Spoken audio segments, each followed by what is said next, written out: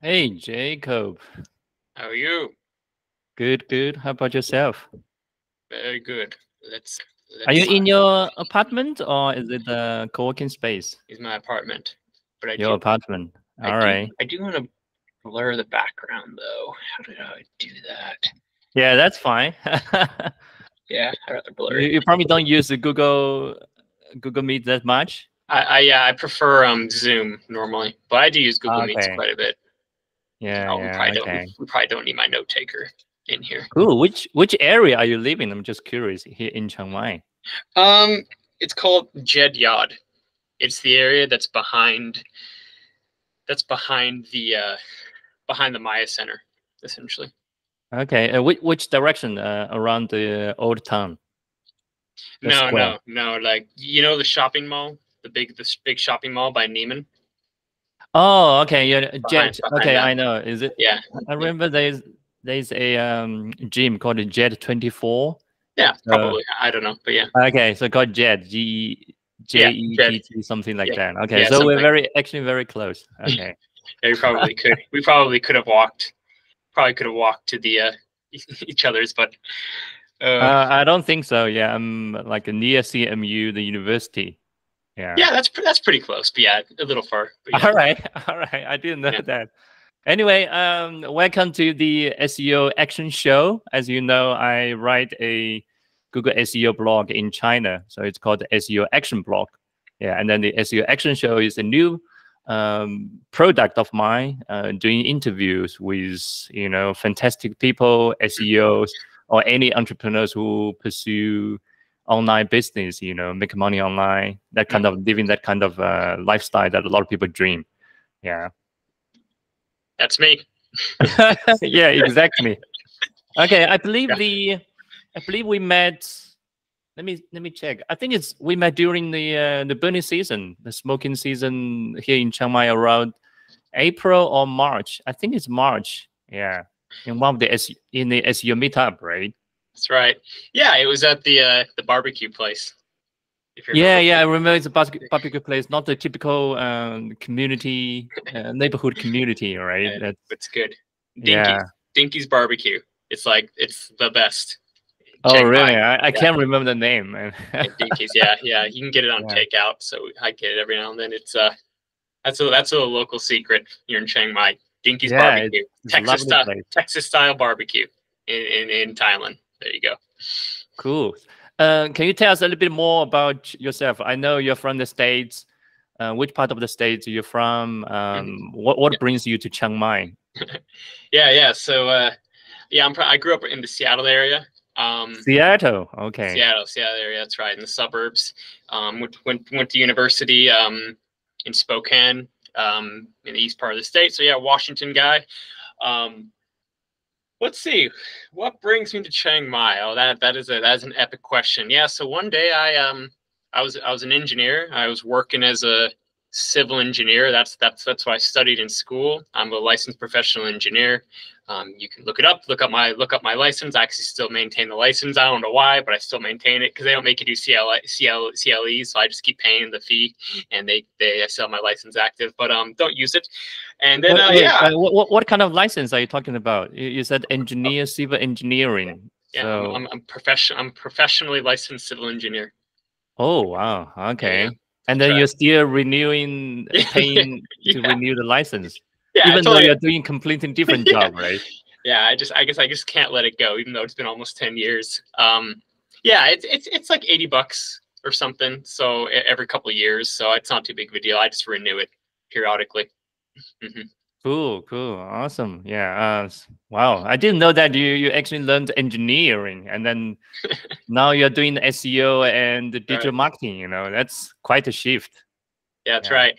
That's right. Yeah, a lot of us, a lot of fallen engineers, fallen professionals that work online and become SEO people for whatever reason. But I think it actually fits pretty well with being an engineer, SEO, because it's about problem solving and solving this puzzle, which is really all SEO is. It's just this algorithm that you're trying to figure out. And so I do think there's a reason a lot of engineers and stuff like this they do gravitate towards that type of work.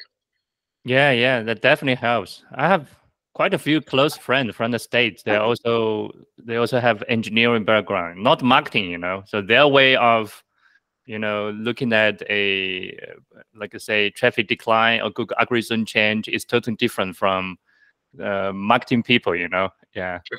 So they like to dig into the root cause and then reverse engineering competitors and find some hidden gems. Yeah, that's really impressive. Yeah. That's what it's all about. That's right. Yeah. Reverse engineer. It's not called copying. It's called reverse engineer, guys.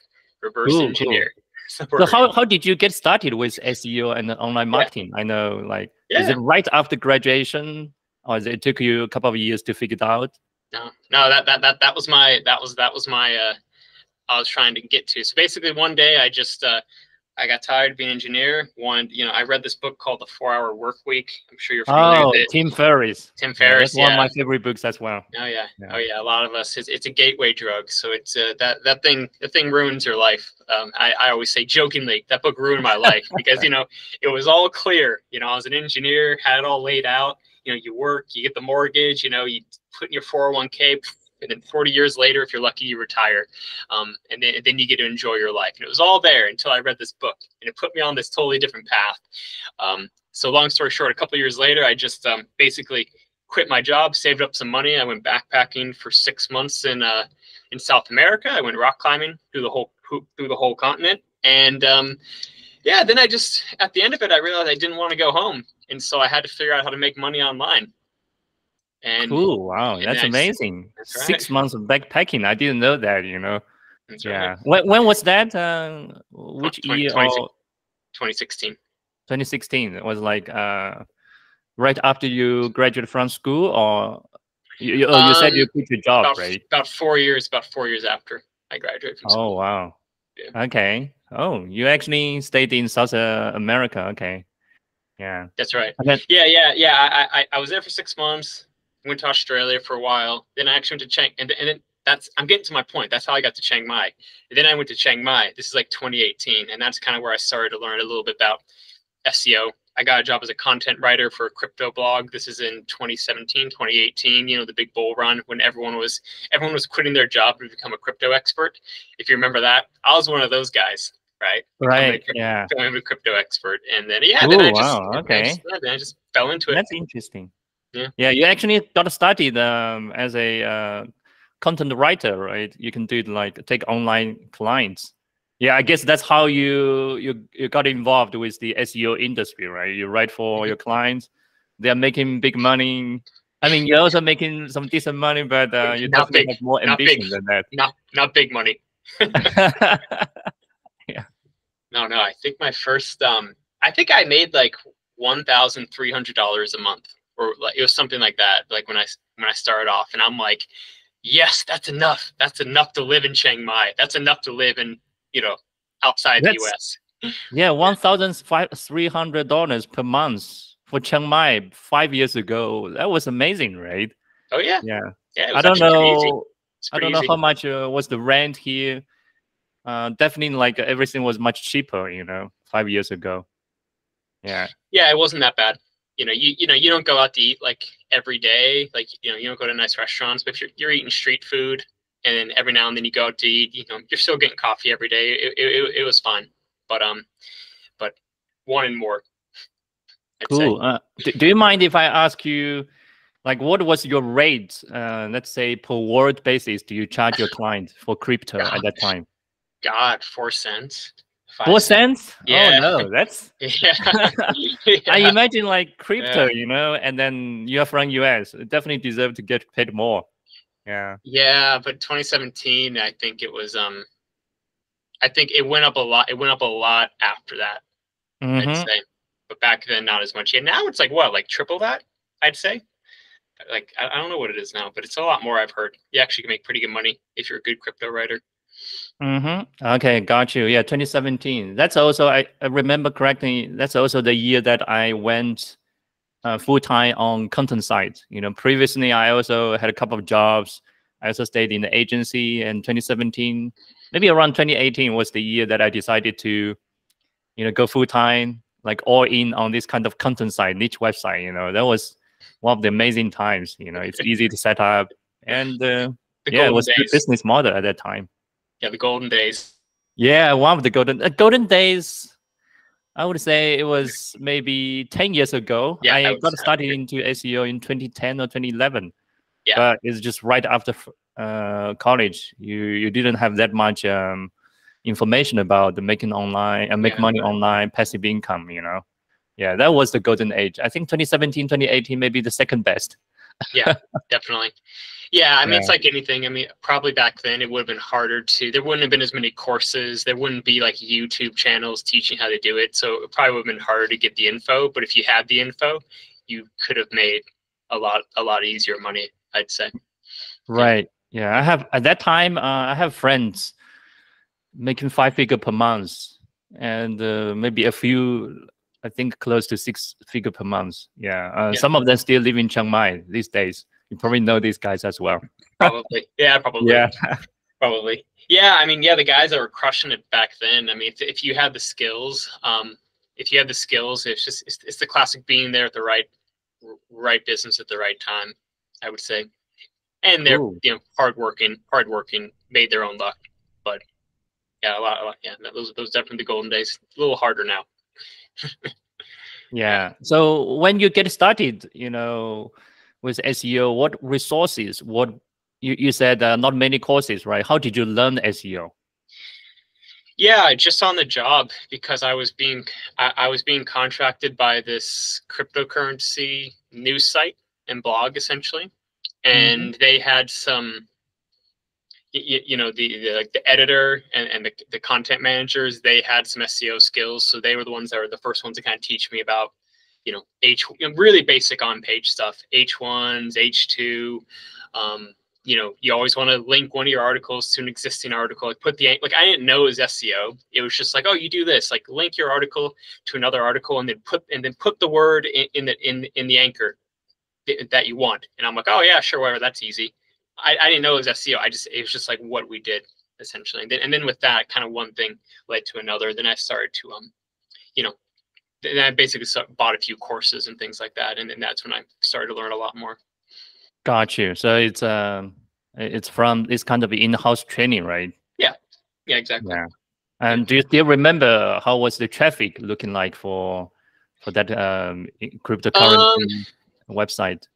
Yeah, I mean, we got the project basically went out of business because we got absolutely crushed by an update in 2018. It was pushing nearly 1 million traffic a month. In Ahrefs? I don't remember. I don't remember. Either way, that's great. Traffic. I don't remember. Yeah, it was a lot. I mean, like it was but it was like a full team. They had 4 or 5 full-time writers, and then, you know, full-on link builders, and like it wasn't just like your casual crypto blog. It was like they actually had some kind of investors and money coming in, so they were scaling things pretty hard until the update came, and we probably lost like 95% of the traffic, and then basically that's terrible. Was it the Medic update, if I remember correctly, 2018? There was an update that targeting those YL niche. I believe cryptocurrency might be. It was. It was. Okay, that explains why. Yeah, that was a terrible update. I remember. Yeah. I don't know if you follow Authority Hacker. You know, they used to have a. I don't know if it's good to mention it, you know, but anyway, they made it public. Yeah. So they have a health site that also got crushed by that update, Medic update in 2018. Yeah. Yeah, I think it was wrapped up with the same update to where they started cracking down on you know, your money, your life sites, and then crypto falls into that you know, with the obviously your money, you know, crypto's all about your money. So I think that's what it was. But I didn't even know what the hell an update was at the time. I'm just like, oh hey, we logged in one day. Yeah, you just got started with SEO. You didn't realize maybe the power of this kind of Google algorithm change. That's right. That's right. Yeah. And it's not your business. It's not your website, you know, so maybe. Yeah. So I wasn't too worried about it, except for I basically lost my job. I was out of work. Yeah. Other than that, it was fine. Got you. What was the life like working as a in-house SEO? The reason why I ask you this question is we have a lot of blog readers. They also work in-house for Chinese companies doing the SEO. They're always curious about what's the SEO life, in-house SEO life, what's looking like for American companies. Can you tell us a little bit more about that part? Yeah, I mean, so for this company, the crypto blog, I wasn't doing SEO. I was doing the content writing predominantly. So I wouldn't say it was an SEO role. I mean, I did SEO just through the content writing to become a better writer, but it wasn't the base of it. I wasn't doing the keyword research and all that type of stuff, and I wasn't looking for backlinks, all that type of stuff. But yeah, I that's did, okay. Maybe you can tell us a little bit more about how you write the content, how your colleague collaborate with you. I believe this is something that our blog readers will find valuable as well. Yes. So what would happen was, I'm trying. It was a while ago already, so I'm trying to remember. But essentially, we would we'd have like a Trello board with all of the topics. So the SEO manager would plan out the article topics, right? Get the keyword, and then they would make the outline typically, right? And then they on the outline they'd usually have the title tag, the H1 tags. Back then they were different. Now they're just the same. Back then you would do different ones, right? The slug, you kind of put all that stuff in there, and they give you the meta, and then they just give you the main topics, H1, H2s, and things like this. And then your job was to just fill in the gaps. Was to fill in between the H's, the titles which they gave you. And this is even before Surfer SEO and all that type of stuff. So we hardly even we weren't really even spending too much time optimizing things, with all these programs, because it wasn't those hadn't actually came out yet. Right. Yeah. I remember, let alone AI, right? So you have to, write the content by yourself because there's pretty much no other tool can help assist in the process. Nope. It was all human written back then. Yeah, maybe some grammar check tools like Hemingway, or I don't know, Grammarly was there. I don't know if Grammarly was. Yeah, I think so. I think it was. I think it was just becoming prominent, Grammarly. But yeah, I mean, we still had an editor, like a native. She was from Singapore, but we just had a native speaking editor to edit everything and make sure it flowed good. So a little more, you might say a little more manual. Got you. So you write the article, and then the editor edits it, and maybe there's a second editing process, and then after that, the article get published, right? Yep. Yeah. If they needed to, they'd send it back to me. I'd add more stuff, change things. If not, then they would just pass it forward to be published. Cool. What was your capacity, when it comes to writing content? How many pieces of content you write every week? A really good question. Like that. Yeah, it's a really good question. If you can write one article for me, it was like one article in a day. So like 5 articles in a week. That kept me busy. Mm-hmm. How long is the article on average? They were pretty long, if I remember. I mean, minimum 1,500 words, but 15, a couple thousand words or something like this. Wow, that's minimum 1,500. I don't know, like 2,300, 3,000. Yeah. I used to check my writing speed as well. I mean, I have been writing content like nonstop for quite a few years, and my capacity per day, I think, if I remember correctly, it's just 3,000 per words. 3,000 words. That's it. If I hit 3,000 words, my brain was shut down. No, 3,000 a day is that's really good. It's an accomplishment. So I can't do it every day, exactly. It's the when I'm in a very productive state, no distractions, and you feel good. I don't even know if I could do that now, but this is more like, I don't know, 27-year-old me of just drink more coffee and focus, and then I'd be able to crank it out. But it was hard doing one article in a day. It was a lot of work. I'm not gonna lie. Yeah. Got you. A little bit further about this. How when you get the content brief, how did you approach writing? Like maybe you start with researching. Maybe you, I don't know. What's your process looking like? Yeah. I would just start researching. For an hour or so. Just depend on the article, right? Obviously, it's a lot faster when you know the topic well enough to where you don't have to research it. But yeah, typically I would I would fill in I would write the actual body of the article first. I do some research, fill it out, start to kind of get the picture, get the pictures in my mind how it's going to be, and then just sort of fill in between the in the outline, between like the H2 tags, and just 150 words here, 100 words here, and then the article kind of starts to take form, typically. And then I usually would write the intro and the outro, the last thing. Oh, why write the intro and the outro at the last? Because you don't really know how to introduce an article if it hasn't been written yet. Yeah, so you always start from the research and then writing the body, right? And then after that, body. Okay, that gives us a good idea. Yeah. The reason why I'm trying to dig into this is because in my blog we have a lot of blog readers. The high freelancers. They don't know how to check the quality of the article because I don't think they write the English articles by themselves, so they don't know the process of writing. What is a great process? What is a mediocre process? Yeah. I mean, it's. I don't really think there's any mystery to it. It just takes time and research to do an article well. Especially in the cryptocurrency, this kind of very technical niche, right? You have to know have the knowledge. That's right. Yeah, exactly. So, it's like anything. When you're doing it every day, like you're doing it a lot, it gets way, way, way faster, as you might imagine. But certain times there would be projects that, especially back then, I mean, 2017, 2018, there would be these things coming out, these new technologies, and I remember dApps, proof of work, all these things. Like there just wasn't as much information online about it, so you kind of sometimes had to dig a little bit more. You have to start to open up like white papers on these projects and try and decipher what the heck these things meant. But then they're written by these nerdy computer software guys, and so you don't really know what the heck it's saying sometimes. So it was pretty hard. It took effort. I tried a bunch of this kind of SEO optimization tools, and in the end, I still trust my brain and my instinct a little bit. Yeah, more than just the tools.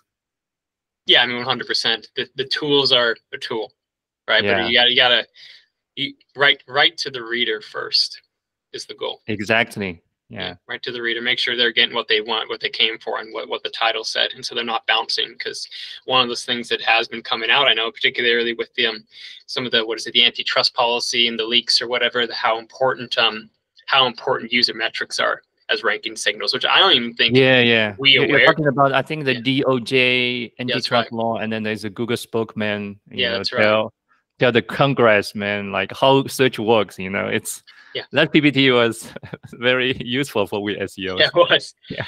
And one of the things, and I think there was even a talk at Chiang Mai SEO. One of the guys was he worked as a quality rater, like one of those Google guys that actually would manually go and check articles. Yeah, Cyrus Shepard. I think his name. Also from this. Also, maybe he's also from Washington, if I remember. Is it? Correctly. Okay. Yeah, might be. Yeah. I don't remember. Okay, I never. But I remember him saying it was impressive how heavily it's just based on user metrics. Like you get to the article, did you find what you were looking for? How easy was it to find? Was the article was the title accurate?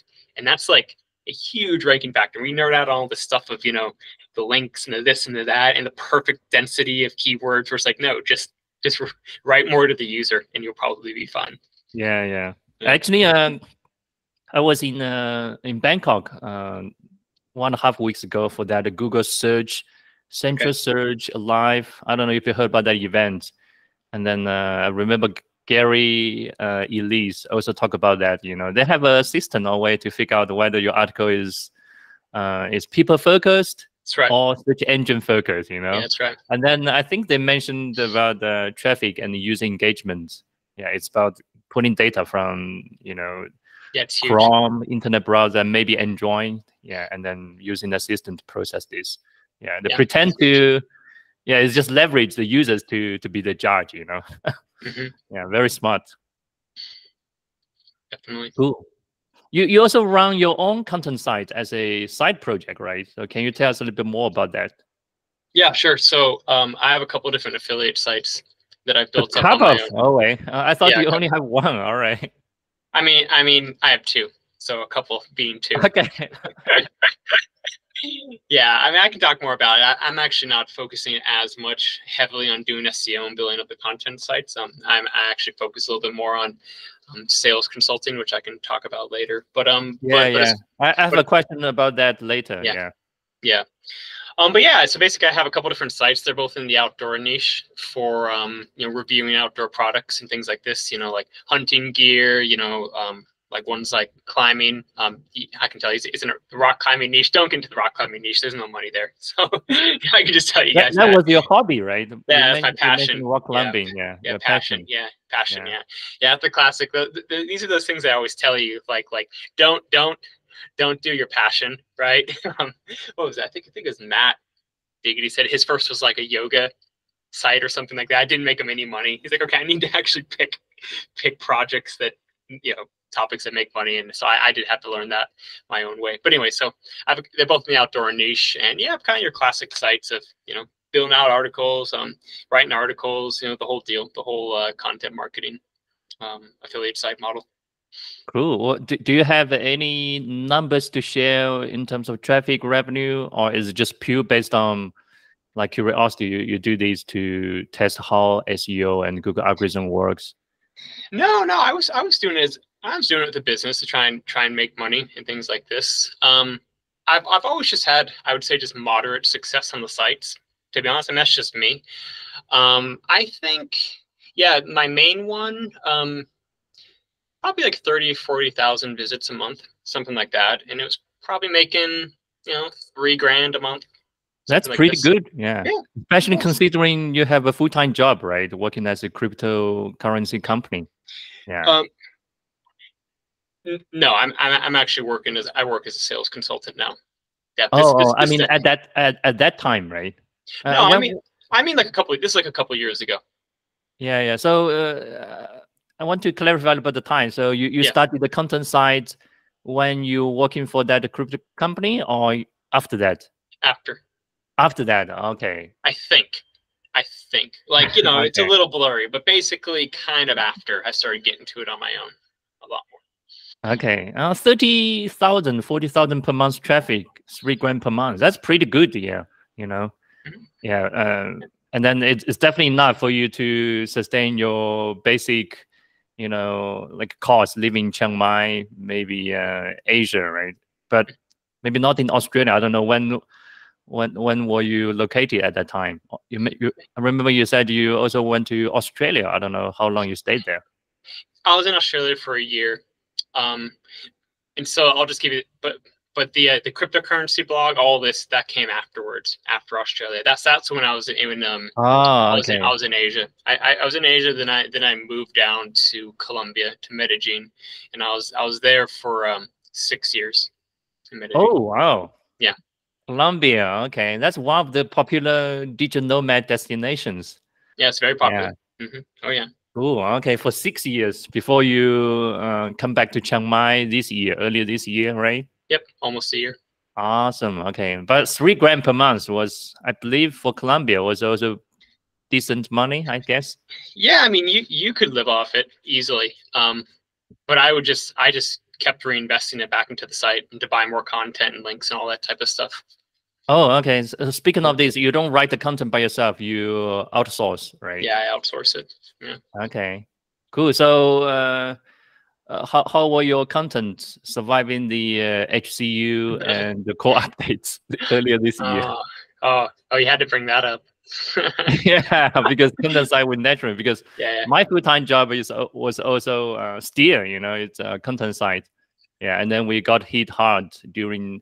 Yeah. Was doing okay in the HCU, but March 2024 core update kind of crushed us, Yeah, I got hit pretty hard by the HCU one last year. Yeah, so like 80% traffic gone, something like that. So that's so it hurt. Yeah, it hurt. Yeah. I mean, it's like I'm glad it wasn't my main source of income, because it would have been pretty bad. I just wouldn't have been able to live off. I just would have had to find something else to do.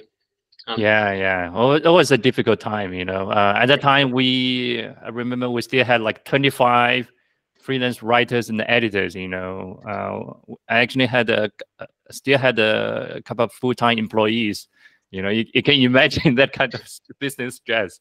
Yeah. And I wasn't the biggest at all. I have some friends who was much bigger than me. They have like dozens of full-time employees, contractors. Yeah. I mean, I had one. Yeah, one lady. She was my editor, and she did kind of some of the optimization. She would do the interlinking, things like this. I do the keyword research, but she would do the editing and the uploading. And then I had another lady from the Philippines who was a lot cheaper, who would do the uploading and stuff like this. And then maybe like I had like 4 or 5 content writers, but they were just I just send them articles periodically and they get back to me. It wasn't like on a contract type thing. But yeah, I mean, it pretty much all evaporated. I'm like, yeah, I mean, the site's not making money. I can't. Yeah. I can't keep saying your work, unfortunately. Yeah. So what do you think about the future of content sites and the SEO in general? Is it dead, or do you still think it has hope? It's dead. I love it. I mean, I'm pretty pessimistic on like the content site model, the affiliate site model, at least how it has been done in the past. If you were to do it, I would consider making it to where you're actually doing it. I'd say make it a real business, as I'd say, actually make a brand, maybe make an e-commerce site and actually make a real e-commerce product, right? So you can actually be a real e-commerce site, and then you can just have a content blog on the side and get some other revenue streams coming in, maybe have a digital product, like kind of make a whole package. Like stop focusing so much on just the SEO, just the clicks, just the affiliate earnings. I think that's kind of a dead business model, or it would be at least very risky to go all in on that. But there's definitely opportunities in SEO. I mean, SEO still crushes it. You just have to do it a little bit differently than how you do it. I definitely agree. Yeah, you need to be a brand. You have a proper business model, a product or service. That's right. Like make a real business if you're going to do it. I'd say, like, if I was to do it again, I'd just take a whole nother approach, and it's really just I think it's just do what we all knew we should have been doing anyways, right? Like we all knew we probably should have built a real business, but I was like, oh no, like we all have the image of like just us writing articles on the beach, drinking coconuts or whatever, and then the articles rank and make us money. I mean, that's kind of like what was in my head, back in the day, right? And then it's like, yeah, I think those days are a little bit harder. Yeah. I mean, looking back, we were definitely in the comfort zone, right? Nobody wants to move out of the comfort zone unless something hits you, the storm comes, and then push you to step out of the comfort zone. Yeah, that's exactly. I'd say so. Yeah. I'd say so. Yeah. In 2022, that was for me, that was a golden year for my business. And then at that time, I think looking back, that was also the best time to sell your website. Yeah, I sold one website. I mean, I literally write down I need to sell more website on my notebook when I was in DC BKK. It was an entrepreneur conference over there. But somehow, there's not, I guess there was some other distractions, or there wasn't much motivation for me to move on. Yeah, no urgency. Lack of only urgency. 2 months later, 2023 comes, and then AI, ChatGPT all come out. The market was totally different. Yeah, it would be begging for people to buy your website at that time. Yeah. So it's quite interesting, Yeah, totally. I mean, this is what it goes back to being. I think a lot of it is being in the right place at the right time. With the guys that, like you said, the guys in 2013, 2014, they were killing it. They stumbled across the right business model when it was still crushing. So there is still lots of ways to make money in SEO. I think there's just a new model. There's a new way to go about it. That is now the new way you should be going, as opposed to just the affiliate content site model. That's what I'd be shying away from. Yeah, I agree. Yeah. Okay, another question. How do you balance working remotely while you're also traveling? I mean, you have been to so many places, and then always on the go, on the fly. Do you have any productivity tips to share how you manage your time and tasks? Yeah, I've never struggled with that aspect of keeping it all together, balancing it. And I think it goes back to me is for me, I just didn't want to have to go back to the US, like have to move home. Like the worst, like my image of failure is like me having to go back to Seattle, like move in with my parents and like get like an engineering job again, 10 years later because I couldn't cut it, like because I couldn't make it online. That's like the image of failure for me. Wow. Okay. Oh yeah. That's like I have to pause it here because yeah. Living in Seattle, having this kind of comfort job, civil engineer, that's many success people's dream job, Yeah, I know. Why do you think it's a failure? It's a failure. I don't understand. Yeah. I mean, it's not the failure in the sense that there's anything wrong with that. It's just a failure. It's a failure for me because it would be admitting I'm not able to make it as an engineer. I'm not able to do this this totally awesome lifestyle, which I like. For me, it's just like the dream. And so having to go back to it would be what's the term? Oh, what's the term when you accept something you don't want to? Settling. It'd feel like settling for something, if that makes sense. Yeah, settling. Okay, Yeah, settling. That's a good word. Yeah. You already pretty much determined that this kind of lifestyle is what you want, right? That's right. That's right. Yeah, dragging you back to the old school, so-called success mode is definitely not acceptable to you. Yeah. It's just for me, not what success is, right? I'm not saying that's like if you want to be an engineer and like that's awesome. There's nothing wrong with that at all. You'll always have your bills paid. You'll always have work.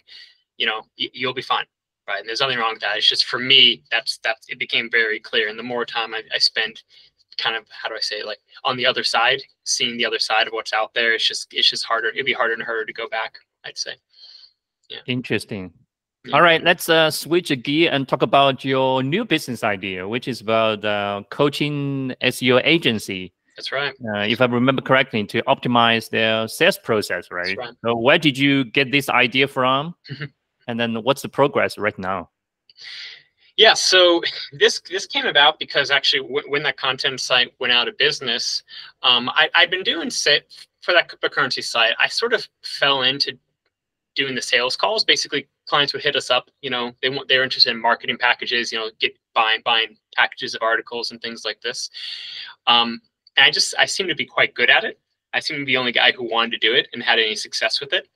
And that sort of led to when that company went out of business, I was brought on with an agency to basically do the sales, work with the sales for this agency in the US, right? We do marketing for the US. I'd rather not get into the niche and all that type of stuff. But and so I've just been basically since then I've been doing sales for marketing full time, and that has led to now that it's been nearly 10 years of doing 7 years or something, 7, 8 years, depends on when I don't have a hard date on exactly when I started, but 7, 8 years or so of doing these sales types activities means that I kind of just developed this very useful skill set, which a lot of business owners need. A lot of people a lot of business owners become their own salesperson because they realize that they need clients, but it's not because they really want to do sales or because they're really good at it. They just know that they need to keep the lights on. They need more clients coming in. And so what I found is a lot of quite successful companies, surprisingly successful companies, really have never had any formal sales training or really never put much thought into a sales process.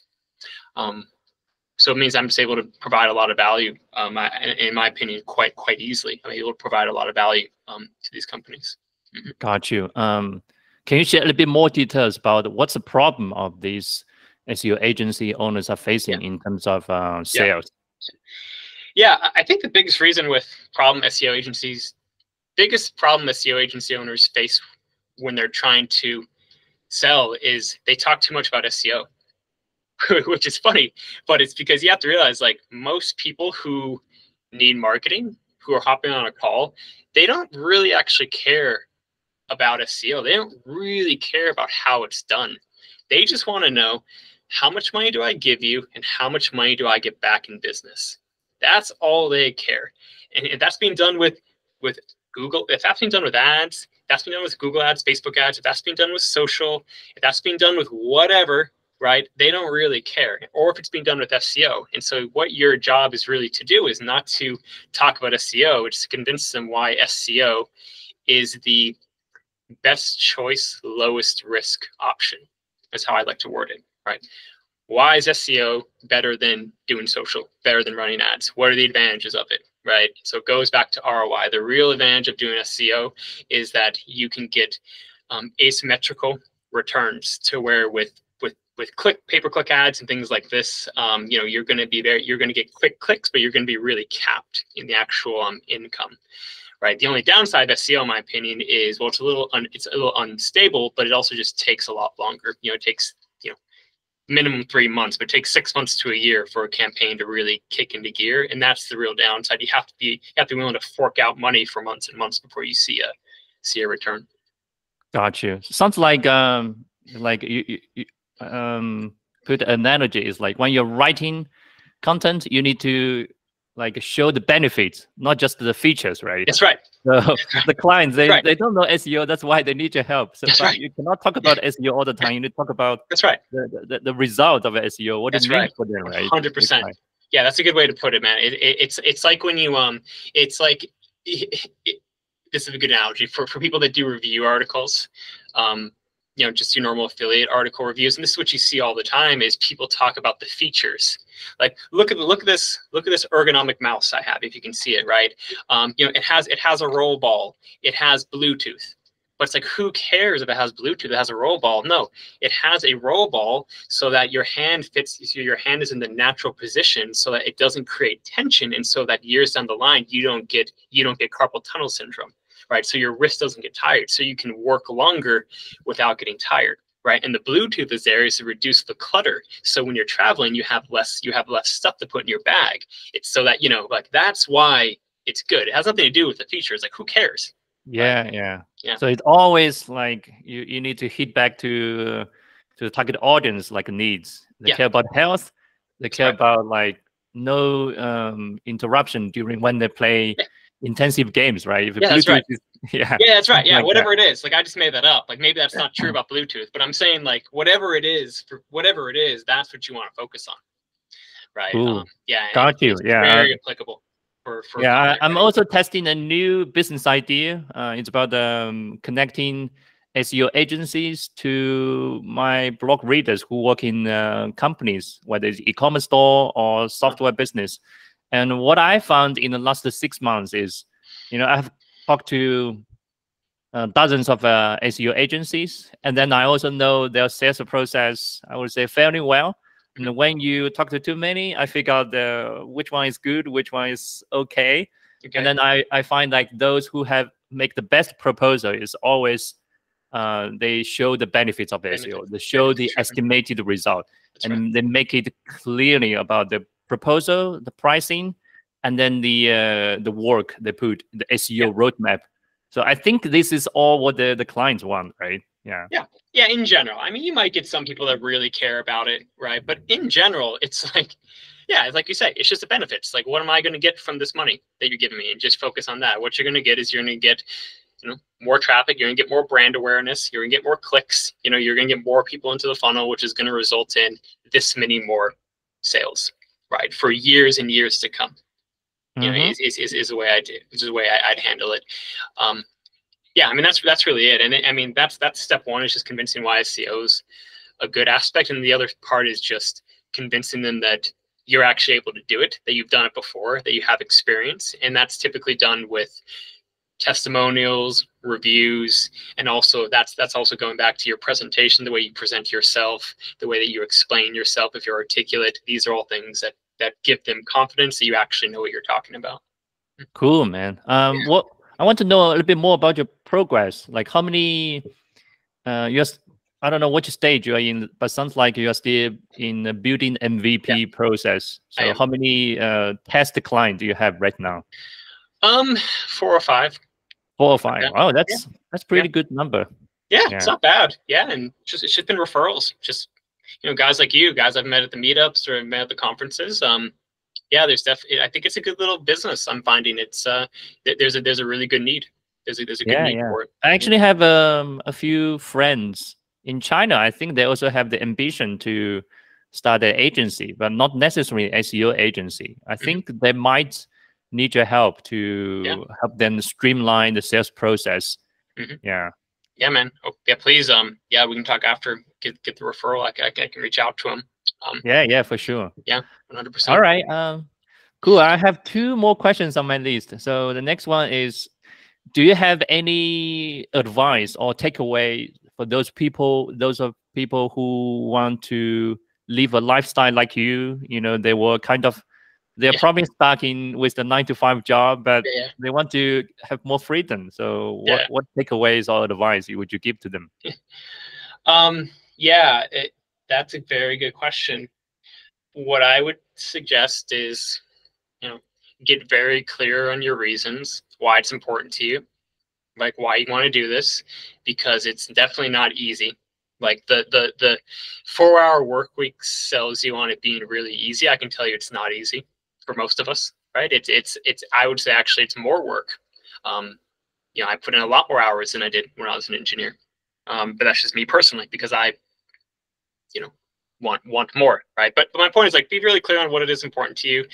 I would just get an amount of money saved up to where you can live for a certain period of time, whatever it is. And then I would start trying to find like a side hustle that you can start making money online, right, while you're still working with your stable thing. And then hopefully the side hustle, your content writer, you have this, that, right? I'm affiliate. I said don't do affiliate marketing, but there's lots of different business models that are still worthwhile. And then just do it, pull the plug, and see what happens. You gotta just do it, I guess. Yeah. Yeah. So it's find the reason, and then make sure you have enough money, not necessarily enough, maybe just financially, no just enough. More so and then trying out different kinds of business ideas, and then see which one works and do more of it. Basically, yeah, exactly. Right? Yeah, that's awesome. These are great tips. Yeah.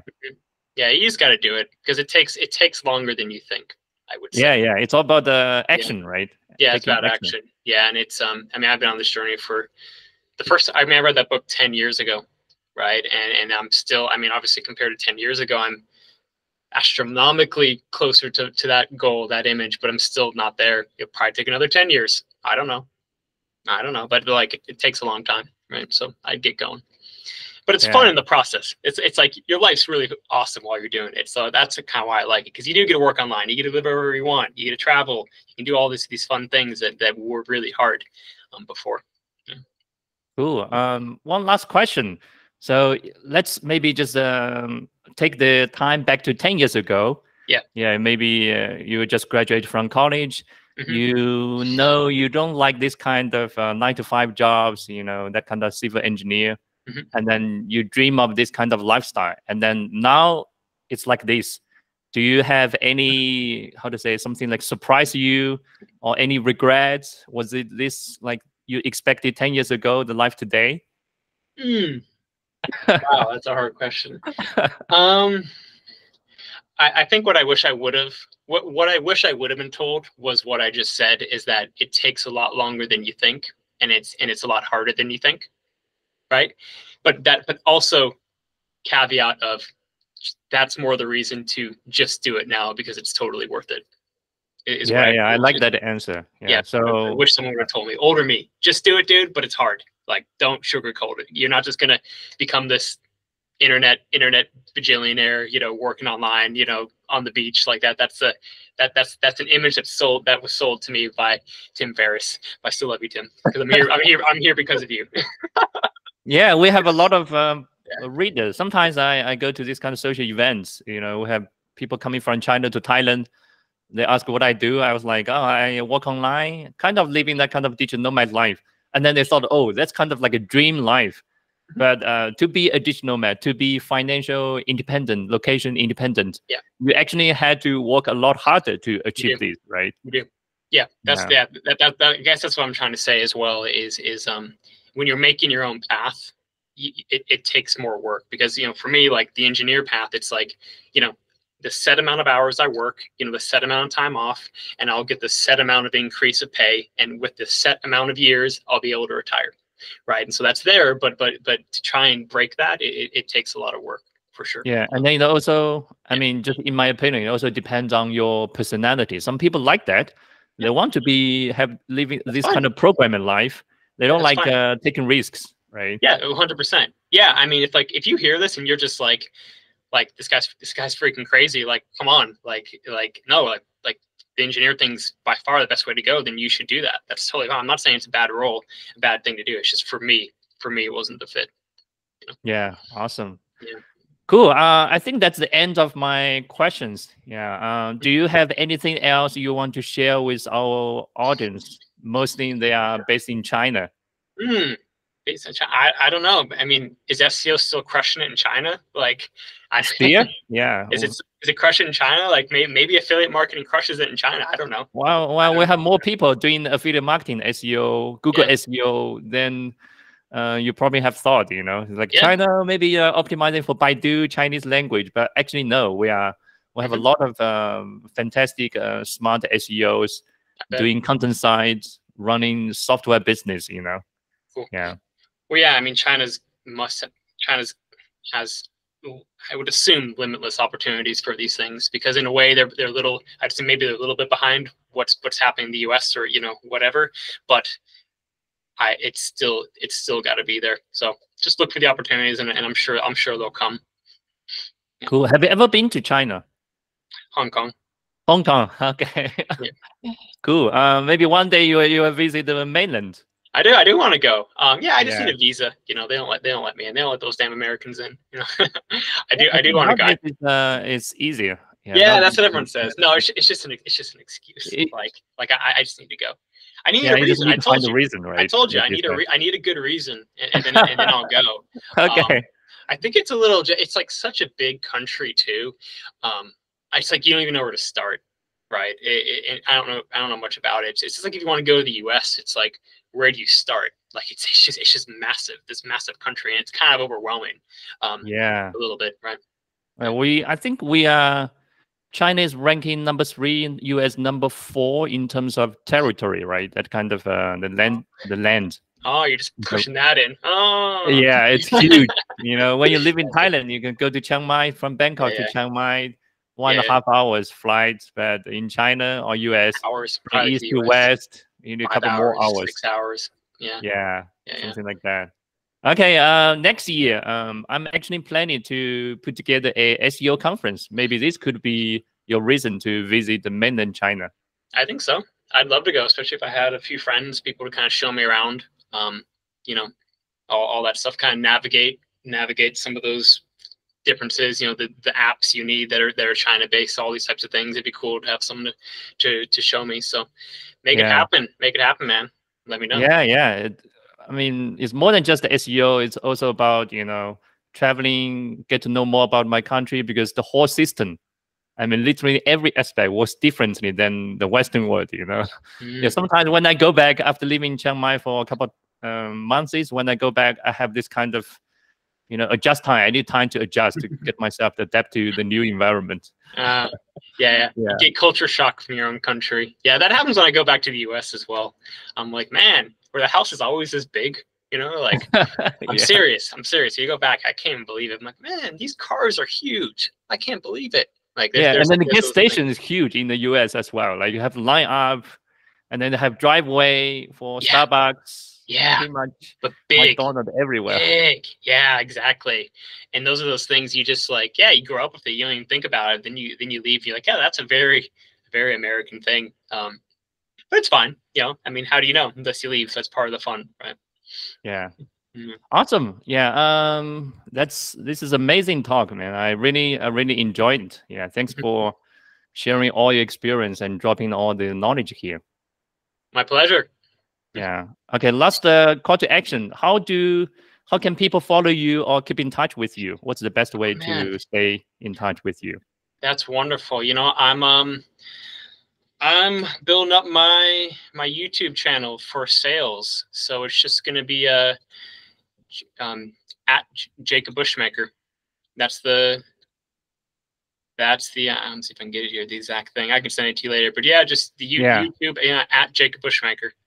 That's my cool. Yeah, send that's my send it to me, and then I will add it to the description when That'd be I awesome. post the video, and then I will write a blog post to Awesome. publish on WeChat and our blog. That's perfect. That'd be great. Yeah, because I'm working hard on that right now. So it'd be great to get the word out, get a few more subscribers. If you need sales stuff, I drop sales information all the time. Things I just learned from nearly 10 years of doing high ticket sales. So there's definitely some really good knowledge nuggets in there for anyone who's struggling with their sales process. Awesome. That's amazing. Yeah, thanks for mentioning that. Yeah. Anyway, thank you very much for joining and showing up in our SEO action show. And then definitely look forward to connecting with you and maybe send you some potential clients that you want to work with. Of course. Yeah, let's hope for that. All right. Thanks, man. Yeah. Okay. Have a good day. Okay.